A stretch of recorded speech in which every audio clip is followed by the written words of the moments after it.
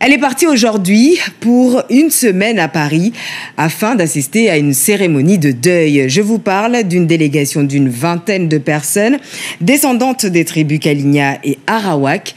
Leurs ancêtres étaient exposés au 19e siècle au jardin zoologique d'acclimatation. Et c'est pour leur mémoire, leur rendre hommage, que l'association Moliko Aletopo a organisé ce voyage dans la capitale. Vanessa Porphyre, Océane Dacuna et Thierry Viviès. Une page sombre de l'histoire de la France, des Amérindiens exposés en plein hiver au jardin d'acclimatation en 1882 et 1892.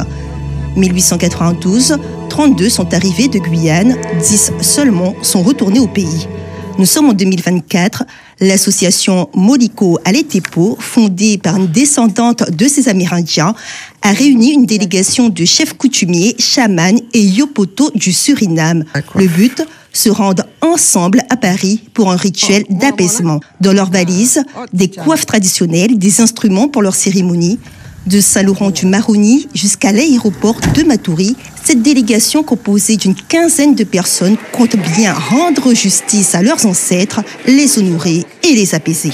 Pour apaiser les âmes, on a besoin justement de faire une prière spirituelle de façon qu'ils puissent reposer en paix et poursuivre le travail que Madame Corinne de Villiers fait justement de façon à faire rapatrier le reste de ce qui reste des êtres, enfin disons, des restes humains. Mais vous savez, comme je dis toujours, c'est très lourd au niveau spirituel. Un voyage fondamental pour l'une des plus jeunes de la délégation, Taliali Manchouk, du village de Bellevue, à Iragoubou. Pierre Rameau, c'est une de mes ancêtres à moi qui est partie justement en France. Et ça me tient à cœur parce que d'apprendre qu'on les a emmenés en France et qu'ils ont vécu une terrible expérience là-bas.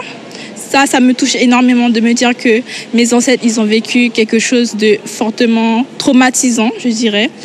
Donc pour moi, ça me donne de la force pour pouvoir encourager les jeunes à faire d'eux-mêmes et découvrir sur leur histoire, l'histoire de nos ancêtres, notre histoire à tous. Un voyage crucial et un programme bien chargé. Retour au jardin d'acclimatation pour une prière. Cérémonie d'apaisement au musée de l'Homme, rencontre au musée du Quai Branly pour les photos des ancêtres, sans oublier différentes réunions avec la classe politique française. Nous rencontrons Madame la députée de la Polynésie française, Meriana Reid Arbelot, et Jean-Victor Castor et tout un ensemble de députés de tous partis. Pourquoi ? Parce que nous voulons aujourd'hui faire écho à travers les députés, à travers pour que le gouvernement puisse enfin entendre notre voix, entendre notre demande, notre revendication.